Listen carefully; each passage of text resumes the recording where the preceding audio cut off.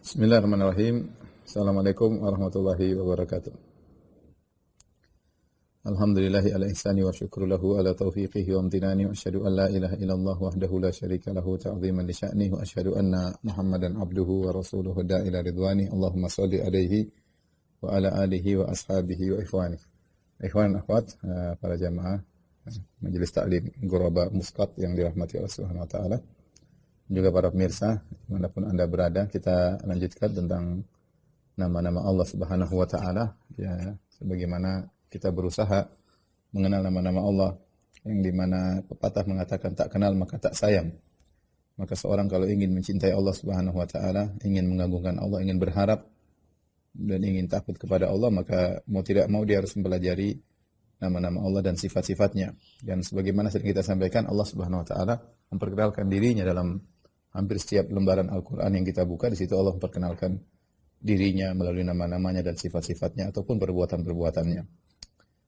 Kali ini kita akan bahas dua nama yang sangat agung, yaitu Al-Ahad dan As-Samad.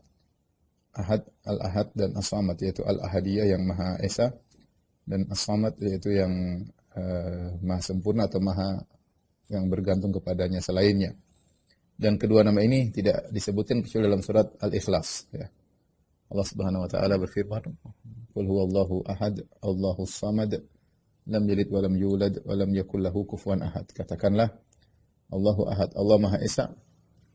Qul huwallahu ahad, Allahus samad, sesungguhnya Allah adalah As-Samad. Lam yalid wa lam yulad, Allah tidak memperanakan dan tidak diperanakan. Wa lam yakul lahu kufuwan ahad, dan tidak sesuatu pun yang setara dengan Allah Subhanahu wa taala. Sebab nuzul surat Al-Ikhlas, ya, itu orang musyrikin datang kepada Nabi sallallahu alaihi wasallam, kemudian mereka berkata, "Ya Muhammad, unsub lana rabbak." Wahai Muhammad, sifatkanlah kepada kami, jelaskanlah kepada kami tentang Tuhanmu. Maka Allah menjelaskan tentang dirinya melalui surat Al-Ikhlas. Qul huwallahu ahad, Allahus samad, lam yalid wa lam yakul lahu kufuwan ahad. Yang menjadi perhatian kita di sini, Allah Subhanahu wa taala atau surat ini disebut dengan surat Al-Ikhlas, padahal kata ikhlas tidak ada dalam surat tersebut. Tidak ada dalam surat tersebut. Qul huwallahu ahad, Allahus samad, lam yalid wa lam yulad, wa lam yakul lahu kufuwan ahad. Tidak ada kata ikhlas. Oleh karenanya para ulama menjelaskan disebutkan dengan Al-Ikhlas karena dua sebab. Sebab pertama, surat ini mengajarkan pentauhidan agar orang yang memahami surat Al-Ikhlas dia tidak menyembah kecuali hanya kepada Allah Subhanahu wa taala. Dan yang kedua, surat ini disebut Al-Ikhlas karena ukhlisat di bayani sifatillahi azza wa jalla, karena dikhususkan untuk menjelaskan sifat-sifat Allah. Jadi surat ini khusus menjelaskan sifat-sifat Allah. Terlebih lagi sebab nuzulnya, jadi ikhlas itu dimurnikan. Jadi ikhlas itu murni membahas sifat-sifat Allah. Apalagi sebab nuzulnya adalah pertanyaan kaum musyrikin, unsub lana rabbak, wahai Muhammad, jelaskan kepada kami tentang Rabbmu. Maka Nabi jelaskan surat Al-Ikhlas, perintah Allah, "Qul," katakanlah wahai Muhammad. Sehingga disebut dengan surat Al-Ikhlas karena murni membahas tentang sifat-sifat Allah. Dari sini surat Al-Ikhlas ta'dilu thuluts Al-Qur'an, sama dengan sepertiga Al-Qur'an. Kenapa Al-Qur'an dijelaskan oleh para ulama berisi tentang asma wa sifat, kemudian tentang ahkam, kemudian tentang kisah-kisah, ya. Ini tiga secara Al-Qur'an terdiri atas tiga, tentang asma sifat, ya, tentang kemudian ahkam, hukum-hukum, kemudian tentang kisah-kisah. Maka seakan-akan surat Al-Ikhlas adalah sepertiga dari Al-Quran karena dia mewakili tentang nama-nama dan sifat-sifat Allah Subhanahu wa ta'ala. Jadi dua nama ini, Al-Ahad dan As-Samad, hanya terdapat pada surat Al-Ikhlas. Apa makna Al-Ahad dan apa makna As-Samad, ya? Apa makna Al-Ahad, As-Samad? Kita bahas pertama adalah Al-Ahad, ya. Dalilnya tadi Qul huwallahu ahad, ya. Huwallahu ahad. Katakanlah dia yang esa. Makna ahad di sini maksudnya adalah al-mutafarrid atau al-munfarid, ya. Maknanya adalah al-mutafarrid atau al-munfarid, yaitu yang bersendirian. Yang bersendirian. Dalam bersendirian dalam kesempurnaan sifat-sifatnya. Ini kesimpulannya demikian. Kesempurnaan sifat-sifatnya. Makanya Allah Subhanahu wa taala bersendirian ya dalam uluhiyahnya, dalam uluhiyah, kemudian dalam rububiyahnya,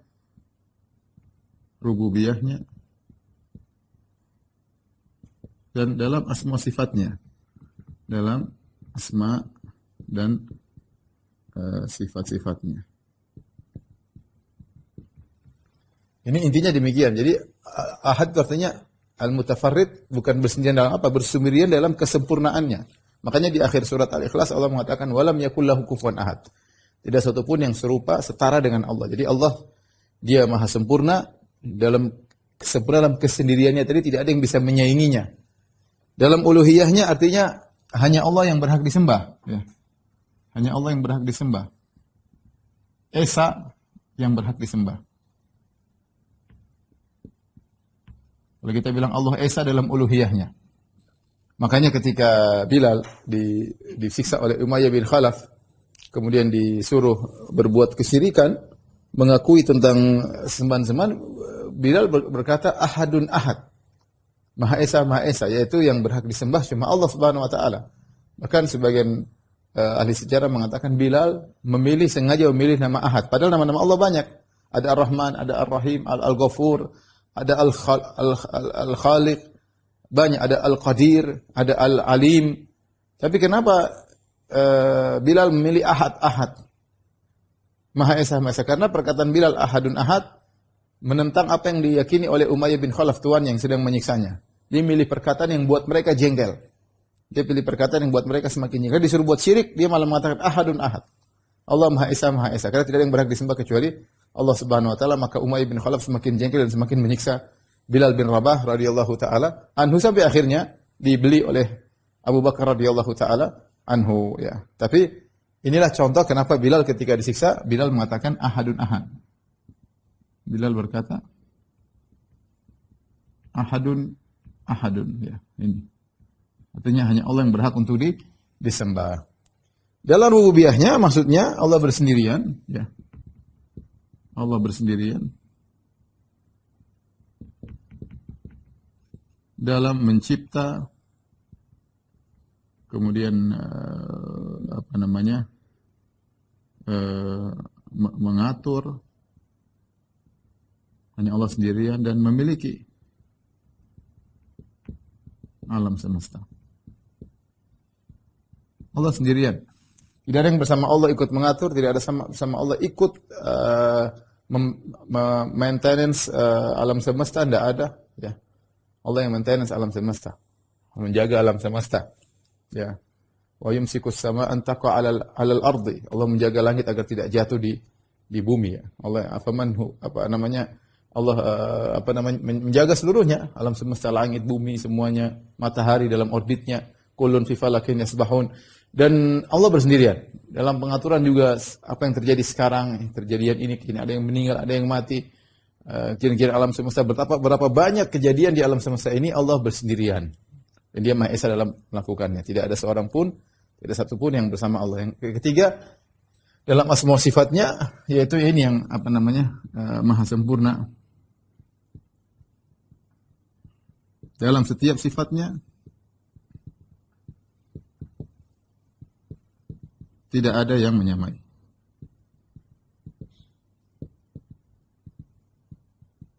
Ilmunya tidak ada yang menyamai, kudrahnya tidak ada yang menyamai, iradahnya tidak ada yang menyamai, semuanya tidak ada yang menyamai. Jadi Allah Maha Esa dalam uluhiyah, dalam rububiyah, dalam asma wa sifatnya. Itulah al-ahad, disebut al-mutafarrid atau al-munfarid, ya. Boleh seorang menamakan anaknya Abdul Ahad.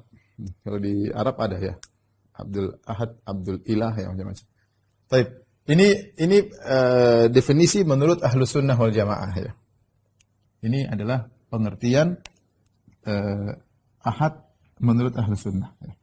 Di antara dalam rububiyah artinya Allah tidak berbilang, di antaranya Allah tidak berbilang. Allah tidak berbilang. Makanya Allah cuma Esa, tidak berbilang sebagaimana Nasara dan kaum musyrikin yang lain. Ini menurut Ahlus Sunnah. Nah, bagaimana menurut Jahmiyah, Mu'tazilah dan Asy'ariyah, mereka berdalil dengan sama dengan ahad, tapi dalam rangka menolak sifat. Ya. Adapun ya,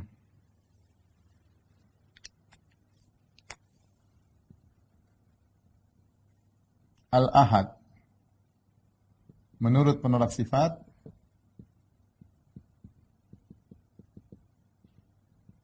para penolak sifat dijadikan dalih untuk menolak sifat-sifat Allah.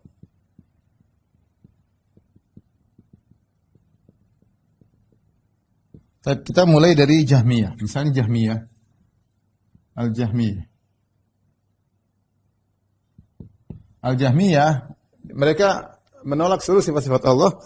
Mereka sama dengan Mu'tazilah, justru ini pemikiran mereka, bahwasanya menurut mereka zat terpisah dari sifat. Jadi menurut mereka akar pemikiran zat terpisah dari sifat. Terpisah dari sifat, zat sendiri. Nah, menurut mereka namanya ahad. Ahad itu zat harus bersendirian. Ahad, esa, maksudnya zat harus bersendirian, kosong dari segala sifat. Makanya semua sifat mereka artikan makhluk, seperti kalamullah, berbicara. Berbicara sifat. Kata mereka sifat sendiri, zat sendiri. Berarti Allah berbicara, tapi bicaranya Allah itu makhluk. Bicaranya makhluk. Dan ini dibantah oleh Imam Ahmad dalam kitabnya Ar-Rad 'alal Jahmiyah wa Zanadiqah. Imam Ahmad menjelaskan bahwasanya Allah memiliki sifat ilmu. Jadi Allah sejak azali, bantahannya mudah. Allah sejak azali, zatnya bersama sifat-sifatnya satu kesatuan, bukan pisah zat sendiri, sifat sendiri, sesuatu yang tidak masuk akal. Bagaimana zat kosong dari sifat dan bagaimana ada sifat tanpa zat? Enggak mungkin. Sifat pasti ya dengan zat. Dan ini satu kesatuan. Makanya Imam Ahmad mengatakan bantahan Imam Ahmad dalam kitabnya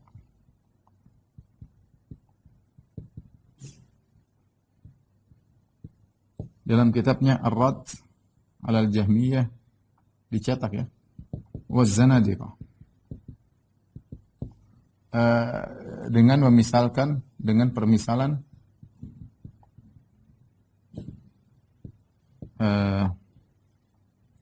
korma, an-nakhlah,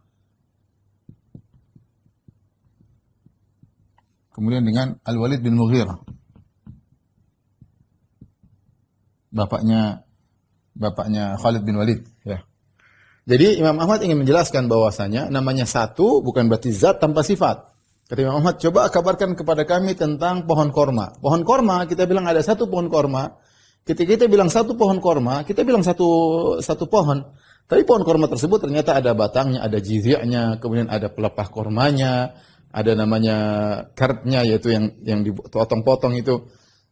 Kemudian adanya leafnya, ada serabutnya. Ya, kata Imam Ahmad, tetap saja kita namakan satu pohon korma, padahal dia memiliki sifat yang banyak. Ada buahnya, ada macam-macam. Ya. Tetap kita bilang satu pohon korma. Kalau begitu Allah pun demikian. Allah sejak azali, zat dan sifat-sifatnya. Jangan kalian punya khayalan ada zat, kemudian tanpa sifat, kemudian sifat. Jadi kata orang Jahmiyah, zat harus dikosongkan dari sifat. Kalau kita bilang ada sifat bersama zat, berarti kita syirik. Kita syirik, tidak boleh. Jadi karena Allah ahad. Ahad itu esa, maka zatnya tidak boleh berbilang. Nah kalau kita bilang Allah bersifat, kata mereka, sifat ini berarti menjadikan zat Allah berbilang. Ini suatu hal yang tidak masuk akal. Kita bilang nggak ada zat kosong dari sifat. Zat jadi Allah satu kesatuan, zat bersama sifatnya dianggap satu, bukan zat sendiri sifat sendiri, sebagaimana pohon korma. Demikian dalam Al-Quran Allah mengatakan tentang Walid bin Mughirah, kata Allah, "Dzarni wa man khalaqtu wahida wa ja'altu lahu malam mamduda wa banina syuhuda," dalam surat Al-Mudaththir. Kata Allah, biarkanlah aku bersama si Walid bin Mughirah yang aku ciptakan dia sendirian. Walid bin Mughirah diciptakan sendirian. Anda mengatakan di sendirian maksudnya dia dikeluarkan dari perut ibunya sendirian, tapi dengan sifat-sifatnya. Ada yang mengatakan dia istimewa, tidak ada yang seperti dia. Walid Mughirah kaya raya, terkenal, jago bahasa Arab, punya nasab yang tinggi, ketika itu dia yang spesial, tidak ada yang seperti dia. Tetapi tetap disifati dengan wahid oleh Allah Subhanahu wa ta'ala. Dzarni wa man khalaqtu wahida. Jadi maksud saya, logika Jahmiyah namanya esa, justru ahad ini dijadikan untuk menolak sifat-sifat karena logika mereka zat itu sendiri sifat terpisah dari zat. Ini kerasukan apa namanya? Kerasukan filsafat, kerasukan filsafat. Tapi ini Jahmiyah ya. Maksud saya ini korma tetap disebut satu ya. Tetap disebut satu pohon korma padahal sifatnya banyak. Sifat-sifatnya dan bagian-bagiannya banyak.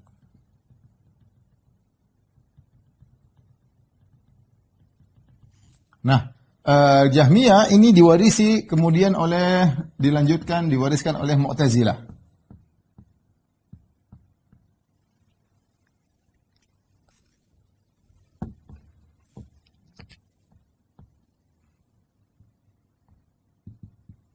Al-Mu'tazilah, ya sama. Mewarisi dari pemikiran Jahmiyah. Mewarisi pemikiran Jahmiyah. Apa itu? Mereka punya kaidah zat al-mujarradah. Zat al-mujarradah. Ini menurut mereka. Zat Allah itu zat yang kosong dari sifat-sifat. Jadi kata mereka Allah harus demikian, harus esa. Ini esa. Ya, sifat-sifat ini baru disebut dengan esa. Ini kata sama dengan, menurut mereka inilah namanya esa. Sama dengan Jahmiyah. Oleh karenanya Mu'tazilah seperti Al-Qadhi Abdul Jabbar dalam kitabnya Syarh al-Usul Khamsah, dia mengatakan kita harus meyakini Allah zatnya esa dan sifat-sifat yang tidak boleh kita bilang Allah memiliki sifat ilmu dengan Allah berilmu dengan sifat ilmu, kata mereka enggak boleh. Jadi mereka punya perkataan begini. Kata Mu'tazilah, yang enggak masuk akal, tapi begini kata mereka, Allahu alimun bidzatihi. Itu maknanya Allah berilmu dengan zatnya. Adapun perkataan Allahu alimun biilmihi, Allah berilmu dengan sifat ilmu, maka ini syirik. Kata mereka syirik. Karena kalau Anda mengatakan Allah alimun bi ilmihi, Allah berilmu dengan ilmunya, berarti ilmu Allah qadim, azali bersama zat. Kata mereka yang azali cuma zat. Jadi kata mereka ini cuma zat yang azali. Hanya zat yang azali. Tidak boleh bilang sifat azali. Tidak boleh bilang sifat azali. Karena antum bilang Allah sejak azali sudah punya sifat ilmu azali, antum syirik. Jadi sama. Ini berangkat dari pemahaman Jahmiyah, orang filsafat demikian. Kalau kita baca Aristo, baca perkataan Aflutin ya, atau Plotinus kalau bahasa ininya, kalau bahasa Arab Aflutin, Aflatun sama Aristoteles, mereka mengatakan Allah itu sesuatu yang sangat simple, kemudian tidak bergerak, statis, simple dan statis. Ya. Kalau di situ ada zat, ada sifat-sifat, berarti Allah tidak simple, berarti ada banyak kata mereka Allah basit, itu sesuatu yang sangat simple dalam bahasa mereka. Jadi berarti akan mengandung yang banyak, ada pluralitas dalam zat Allah, maka itu syirik. Sama, ini diambil oleh Jahmiyah, diambil oleh Mu'tazilah. Ya. Bantahannya mudah, kita bilang Allah Subhanahu wa taala esa, bukan zat sendiri. Enggak ada zat kosong dari sifat itu, enggak ada, cuma zat dalam khayalan doang. Namanya zat itu ada sifatnya. Ya Allah zat beserta sifat-sifatnya azali, bukan zat sendiri kemudian dipasang sifat. Makanya orang Mu'tazilah mereka menolak sifat-sifat. Kata mereka, enggak boleh kamu bilang sifat ada pada zat Allah, enggak boleh. Allah berilmu dengan zatnya. Ini enggak masuk akal. Gimana? Allah melihat dengan zatnya, Allah berilmu dengan zatnya, Allah mencipta dengan zatnya, Allah berkudrah dengan zatnya. Enggak, kalau kita ya Allah punya sifat kudrah, Allah punya sifat iradah. Mereka karena terjebak dengan logika filsafat, akhirnya mereka membuat teori seperti ini. Namanya ahad. Justru mereka berdalil dengan ahad, ahadiyah, Allah esa, justru dijadikan dalil untuk menolak seluruh sifat-sifat. Tapi bagaimana dengan Asy'ariyah?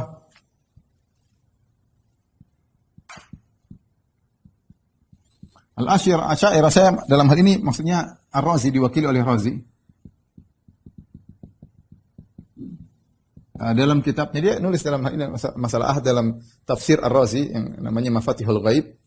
di bagian terakhir surat Al-Ikhlas dan juga dalam kitabnya Lawami'ul Bayyinat atau Syarah Asma'illahil Husna.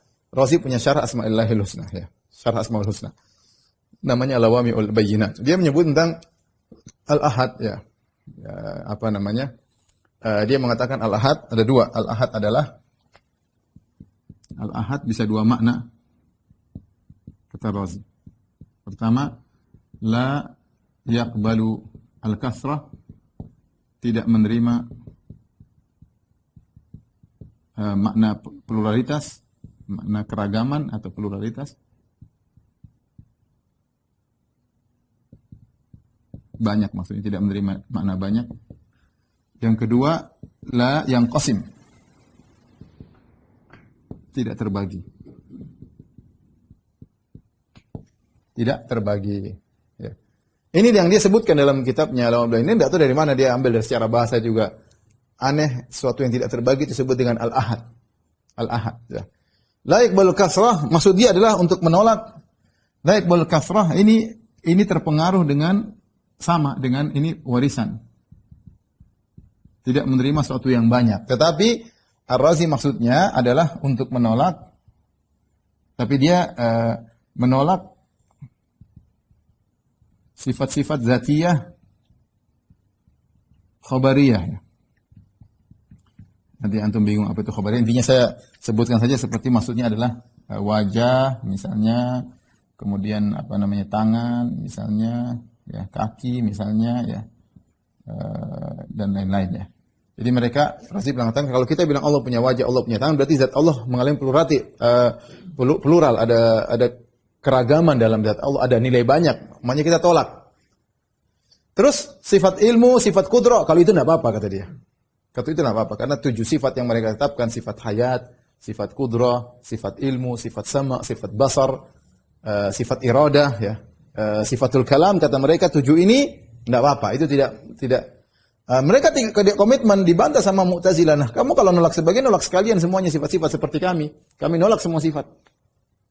Adapun kalian menetapkan sebagian sifat, menolak sebagian sifat, maka tidak komitmen. Tapi intinya, Razi mengatakan la yaqbalu kasrah, niatnya untuk menolak sifat-sifat dzatiyah yang ditetapkan oleh Abu Hasan Al-Asy'ari atau Asy'ari mutaqaddimin yang sudah pernah kita bahas dalam Syarah Aqidah Wasithiyah. Sifat-sifat ini ditetapkan oleh para salaf tentunya, tapi Asy'ariyah mutaqaddimin seperti Abu Hasan Al-Asy'ari, Al-Baqillani, Ibnu Furak, banyak ya, mereka Al-Baihaqi, mereka menetapkan sifat-sifat yang ditolak oleh Ar-Razi. Dalilnya Ar-Razi Al-Ahad. Al-Ahad melazimkan tidak boleh kita bilang Allah punya wajah, Allah punya tangan. Kalau kita bilang Allah punya tangan, punya wajah, maka Allah menjadi pluralitas. Plural, banyak dalam zat Allah itu ada nilai banyak ya. Bantahannya mudah seperti Imam Ahmad. Korma, kita tetap mengatakan korma esa satu, meskipun di situ ada bagian-bagiannya. Ada pohonnya, ada akarnya, ada batangnya, ada leafnya, ada serabutnya, ada jizya, ada jaridahnya, ada pelepahnya dan macam-macam. Ya, tetap dikatakan korma yang satu. Baik. Kemudian yang kedua dia mengatakan al-ahad adalah la yang qasim, suatu yang tidak terbagi. Dan dia mengatakan di dunia ini semuanya terbagi. Razi sini mengakui. Ya. Kata dia di dunia ini semuanya bisa terbagi. Pokoknya kalau ada space-nya, semua yang berspace, semua yang ada space-nya, ada ukurannya, berarti bisa terbagi. Ya, semua yang space terbagi, semuanya. Kecuali, kata dia, kecuali al-jauharul fard. Apa ini al-jauharul fard? Al-jauharul fard kata dia, ini Asy'ariyah ribut sendiri. Ini sumber al-Jawharul Fard, ini sumber kalau mau kenal Tuhan harus ngerti apa itu Jawharul Fard, kata Al-Juwaini. Kalau bicara akidah Asy'ariyah jelimet ya. Kata Al-Juwaini kalau kamu ingin tahu tentang Tuhan, kamu harus ngerti apa itu Jawharul Fard. Sementara ini perkara yang diperselisihkan oleh mereka sendiri. Intinya saya ingin sampaikan, Al-Jawharul Fard kata mereka adalah penyusun terkecil, partikel terkecil yang alam semesta ini semua, manusia, hewan, langit semua tersusun dari satu partikel yang paling kecil yang tidak bisa dibagi lagi, namanya Al-Jawharul Fard. Yaitu partikel terkecil yang tidak bisa dibagi. Dia bilang atom saja masih bisa dibagi. Jadi ada neutron, ada elektron, ada proton.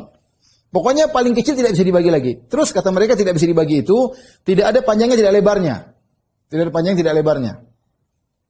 Dibantah, ditertawakan oleh Ibnu Hazm rahimahullah. Banyak ulama tertawakan. Kalau tidak ada panjang, tidak lebarnya, Terus bagaimana dia menyusun? Kata mereka kalau Jauharul Fard 3 jadi jism. Jadi kita di semua alam semesta ini tersusun dari unsur terkecil. Terkecil namanya kata mereka Al-Jauharul Fard. Jauharul Fard itu tidak ada lebarnya. Karena kalau ada lebarnya berarti bisa dibagi lagi. Ada space-nya. Ada panjangnya berarti bisa dibagi. Kata mereka tidak ada panjang, ada lebarnya.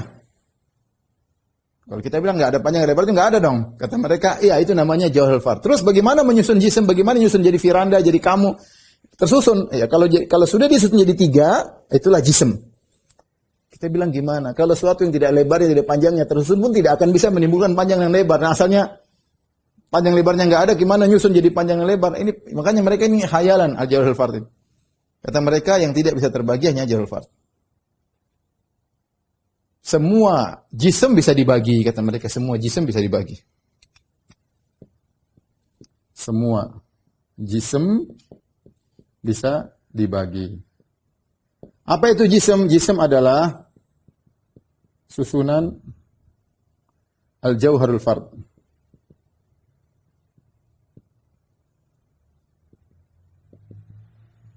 Al-Jauharul Fard tadi apa? Tidak berlebar, tidak berpanjang, tidak berlebar, tidak berpanjang, tidak bermassa. Ya. Terus tidak ada namanya itu. Tidak berpanjang, tidak lebar. Kemudian disusun, kalau disusun jadi jism. Jadi jism. Kita semua ini jism. Dan ajsam mutamathilah, mereka punya kaidah jism itu semua sama saja. Oleh karenanya kata dia, karena semua makhluk tersusun atas ini, atas Jauharul Fard, dan Jauharul Fard itu membentuk jism, makanya Allah harus beda dari seluruh makhluk. Ini kenapa? Allah harus berbeda dari seluruh makhluk, berarti Allah tidak boleh jism. Ini maksudnya begitu. Nah, berarti apa tujuan dia untuk mengatakan ini? Intinya untuk menolak sifat, untuk menolak sifat Allah di atas. Razi sendiri mengatakan apa? Dia punya kaidah, semua yang bisa ditunjuk itu bukan Tuhan. Tuhan tidak boleh bisa ditunjuk. Kenapa? Kalau satu bisa ditunjuk berarti dia berspace, berarti dia ada jism, berarti bisa dibagi, berarti makhluk. Sehingga dia bilang Allah tidak boleh ditunjuk. Jadi ikuti oleh sebagian dai di tanah air. Siapa yang bilang Allah di atas, kafir katanya. Subhanallah. Apa dalilnya? Logika Jauharul Fard. Dari mana nih ada dalil? Apa Abu Bakar dan Umar tahu Jauharul Fard? Sampai Ibnul Jauzi menyembantah dalam Bayan Talbisil Jahmiyah. Dia mengatakan, yakinlah, dia nukil kepada seorang ulama, yakinlah Abu Bakar dan Umar, kau ridho beragama seperti agamanya Abu Bakar dan Umar, yakinlah Abu Bakar dan Umar meninggal tidak kenal apa itu Jauharul Fard. Sekarang mereka Al-Juwaini mengatakan, kamu kalau ingin ngerti Tuhan harus ngerti Jauharul Fard. Antum aja mungkin baru pertama kali dengar. Dan ini dibantah sangat banyak, bantahnya sangat mudah. Kita bilang unsur banyak, tapi unsur tidak sama. Satu dengan yang kita bagi unsur banyak, unsur berbeda-beda. Ada 100 dulu sampai belajar kimia, 100 lebih unsur, nggak tahu sekarang unsur sudah berapa ditemukan lagi. Jadi mereka mengatakan kalau semua yang berspes, ya, masih bisa dibagi, itu bukan Tuhan. Makanya mereka mengatakan Tuhan itu al-ahad, artinya tidak bisa dibagi, artinya tidak bisa ditunjuk. Tidak di atas. Kalau di atas kan berarti Allah meliputi langit dan bumi, berarti Allah bisa dibagi dong. Makanya mereka bilang Allah tidak bisa dilihat depan mata di hari kiamat. Allah dilihat, tapi kalau dilihat kan berarti kan ada space-nya di depan mata. Nggak bisa. Dengan pemikiran Aristoteles ini dan teman-temannya, mereka menolak terlalu banyak ayat. Terlalu banyak ayat. Logika dari mana? Logika aneh. Sehingga mereka bilang Allah tidak boleh ditunjuk. Dari mana pengertian seperti itu? Dari secara bahasa nggak ada seperti ini. Sementara Allah Subhanahu wa taala dalam Al-Qur'an banyak mengatakan ahad. Contoh, wala usyriku bi rabbi ahada. Aku tidak akan mensyirikan Allah kepada siapapun. Ahad. Ahad itu maksudnya makhluk. Allah menamakan makhluk ahad-ahad. Kemudian dia bikin istilah logika sendiri, ahad sesuatu yang tidak bisa dibagi. Enggak. Dalam Al-Qur'an Allah menyebutkan ahad beberapa kali ya. Wala usyriku wala nusyrika bi wala nusyrika bi rabbi ahada, la usyriku bihi ahada. Ya, aku tidak berbuat syirik kepada sesuatu pun bersama Allah, tidak mensekutukan Allah dengan siapapun. Ahad itu siapapun. Nah, berarti kalau ahad itu cuma tidak bisa dibagi, berarti ahad maksudnya Jauharul Fard. Seakan-akan Nabi disuruh mengatakan la usyriku bi rabbi ahadan, yaitu aku tidak berbuat syirik menyekutukan Allah dengan Jauharul Fard. Karena semua makhluk selain Jauharul Fard tidak bisa disebut ahad. Manusia tidak ahad. Ya. Antum paham nggak? Saya nggak tahu ya. Tapi intinya inilah apa namanya penyimpangan makna ahad menurut ahlul bidah. Ya. Ahad sederhana, ahad adalah Allah jelaskan kul huwallahu ahad, Allah Maha Esa. Maha Esa, tidak berbilang, bukan berarti tidak bersifat, tidak berbilang. Ya jangan seperti Asy'ariyah atau jangan seperti Mu'tazilah atau filsafat mengatakan Mu'tazilah Jahmiyah mengatakan zat kosong dari sifat itu baru Esa. Enggak, kita bilang Allah Esa, Allah tidak berbilang, azali Allah sudah ada sendirian tapi berserta sifat-sifatnya. Bukan Allah sendiri kosong baru zat sifatnya datang menempel. Dan maksudnya ahad adalah Maha Esa al-munfarid bersendirian dalam kesempurnaannya. Maha Esa dalam penyembahan, Maha Esa dalam pengaturan alam semesta, Maha Esa dalam asma dan sifat-sifatnya. Allah alam itu maksudnya, makanya di akhir ayat Allah mengatakan walam yakun lahu kufuwan ahad. Tidak satu pun yang serupa dengan dia. Ahad di sini apa? Semua makhluk. Masuk ke semua makhluk. Tapi kalau menurut Razi ahad maksudnya jauharul fard doang. Karena dia Razi berkata dalam tafsirnya, kalau kita kembali kepada makna ini, makna la yang qasim, suatu yang tidak terbagi, ahad, maka yang bisa masuk ahad cuma jauharul fard. Dia mengatakan demikian. Memang di dunia ini semuanya bisa terbagi karena semua ada space. Kecuali jauharul fard. Ini saja yang hanya ini yang ahad. Menurut Razi. Yang lain tidak ada yang ahad. Yang lain tidak ada yang ahad. Kalau kita mengatakan wala usyriku bi rabbi ahada, aku tidak berbuat syirik kepada Allah, mensekutukan Allah dengan ahad, seakan-akan artinya aku tidak mensekutukan Allah dengan jauharul fard. Terus dengan Nabi Isa dengan yang lainnya apa tidak masuk ahad? Itu semua termasuk ahad sebenarnya. Tapi Razi punya definisi tersendiri. Allah alam bisawab. Tolong dihapus.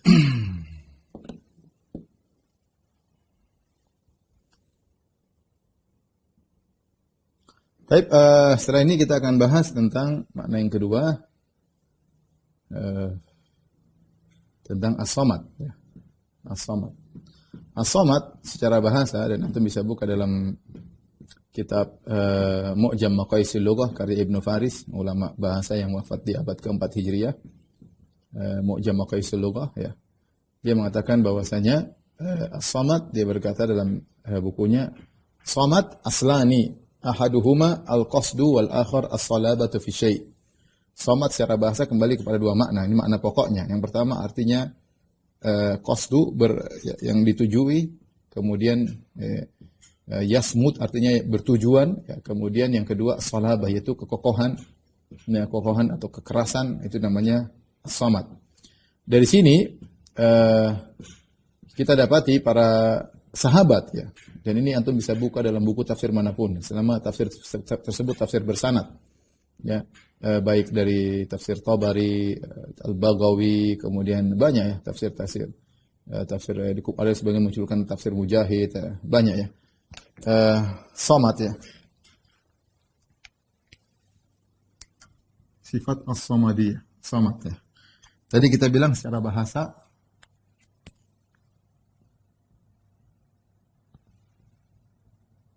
kembali kepada makna dua makna, yaitu al-qasdu bertujuan,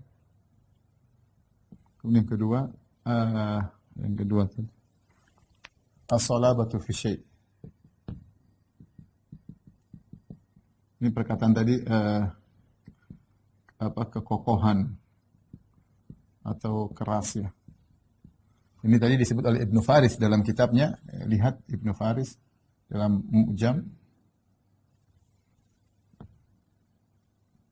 Maqayis Al-Lughah, Ibnu Faris. Dia mengatakan demikian. Taib, ini secara bahasa. Adapun secara istilah, ya. Istilah maka ada tiga pendapat, ya. Tiga pendapat, ya. Yang pertama ada tiga pendapat. Yang pertama la jaufa fihi, tidak berongga. Samad maksudnya zat Allah tidak berongga.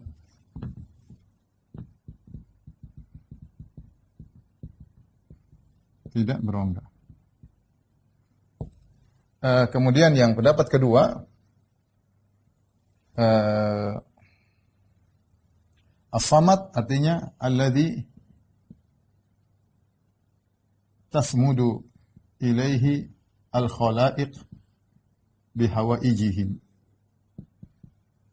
Yang seluruh makhluk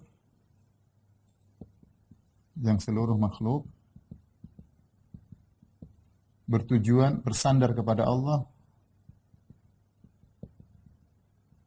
dalam memenuhi kebutuhan mereka.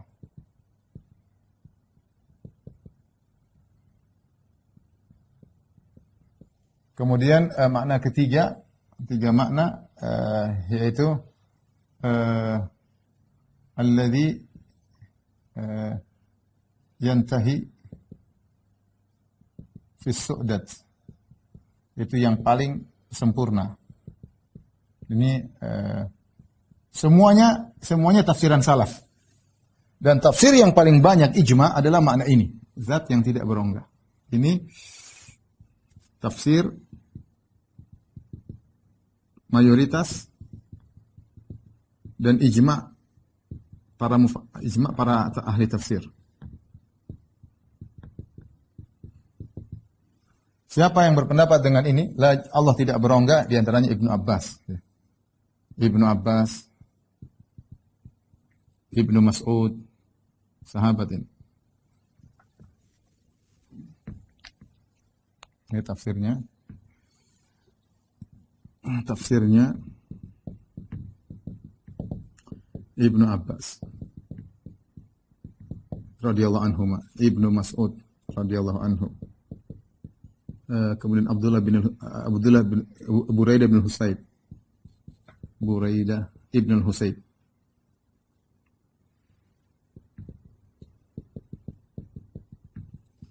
Kemudian murid-murid Ibnu Abbas seperti Ikrimah, ya. Mujahid, Hasan al-Basri juga, Al-Hasan. Dan banyak sekali. Ini semua tafsiran para salaf. Mereka mengatakan la jaufa fi, Allah tidak berongga. Kemudian datang lagi tafsiran lebih rinci. Ada yang mengatakan la ya'kul wa la yashrab. Tidak makan, tidak minum. Maksudnya samad itu, tidak makan, tidak minum. Karena Allah tidak berongga zatnya, maka tidak bisa masuk makan, tidak bisa masuk minuman. Ada yang mengatakan la yakhruju minhu syai'. Tidak ada sesuatu yang keluar darinya. Keluar darinya. Ya, karena dia tidak berongga, bagaimana? Beda dengan makhluk. Makhluk berongga. Makhluk berongga, manusia, hewan berongga dan lain-lain. Kemudian di antaranya lam yalid wa lam yulad. Tidak melahirkan dan tidak dilahirkan, sama karena tidak berongga, tidak melahirkan dan tidak dilahirkan juga, ya. Kemudian juga di antaranya laisa lahu ahsya. Tidak ada isi perutnya, tidak ada isinya, ya, tidak ada isinya. Ini semua perkataan dari salaf. Ini yang saya sebutkan semua ini perkataan dari para ulama salaf. Dari para sahabat dan tabi'in.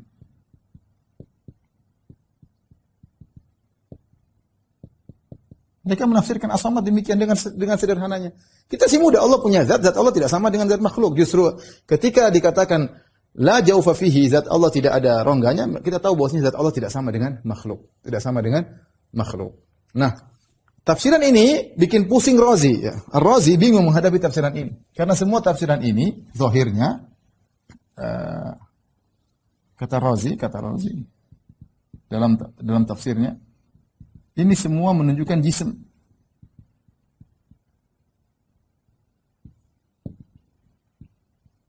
Jism tadi yang punya space. Kalau jism tadi, jism itu yang berspace, memang jism. Yang ada panjang lebar berarti jism. Kata dia, nah ini semua yang tidak berongga, ini semua berbicara tentang zat Allah.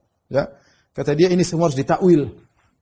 Bayangkan, dia mengatakan wastadalla bihi ba'dhu juhalil musyabbihin, ba'dhu juhalil musyabbihah. Sebagian orang bodoh dari tukang tasbih berdalil dengan ayat bahwasanya Allah berjism, kata mereka demikian. Kata dia demikian. Subhanallah, tafsiran para sahabat. Dia menyalahkan seluruh sahabat menafsirkan demikian. Kita mudah, ya, kenapa ada masalah dengan ini? Enggak ada masalah. Allah punya zat Allah tidak sama dengan zat makhluk. Jangan kita bayangkan seperti daging manusia, jangan kita bayangkan seperti batu di kali, enggak. Allah jelaskan zat Allah tidak sama dengan cuma sifat zat Allah tadi, la jauf, tidak orang lain, selesai. Para sahabat yang berkata demikian. Ibnu Mas'ud, Ibnu Abbas, Buraidah bin Husayb, kemudian para tabi'in, mereka yang ngomong demikian. Kemudian Razi berani menyalahkan. Dia bilang harus semua ditakwil.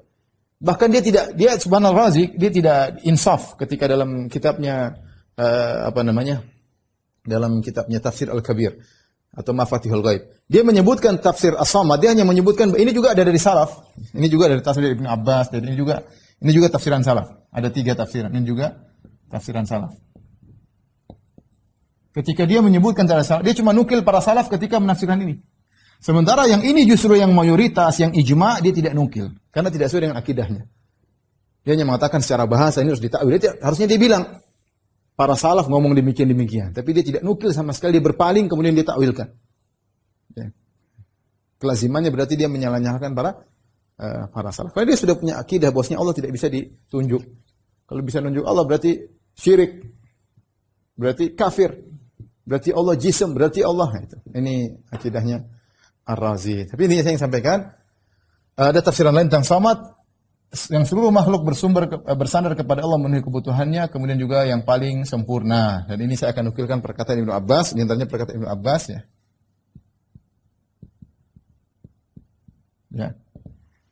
Dia berkata, As-Samad, As-Sayyid alladhi kamula fi su'dadihi. Ya. Saya bacakan.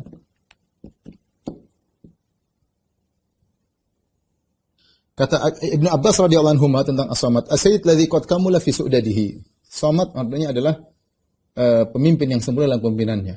Kemudian wasyarif alladzi qad kamula fi syarafihi. Yang mulia, yang asyarif itu yang mulia, yang sempurna dalam kemuliaannya.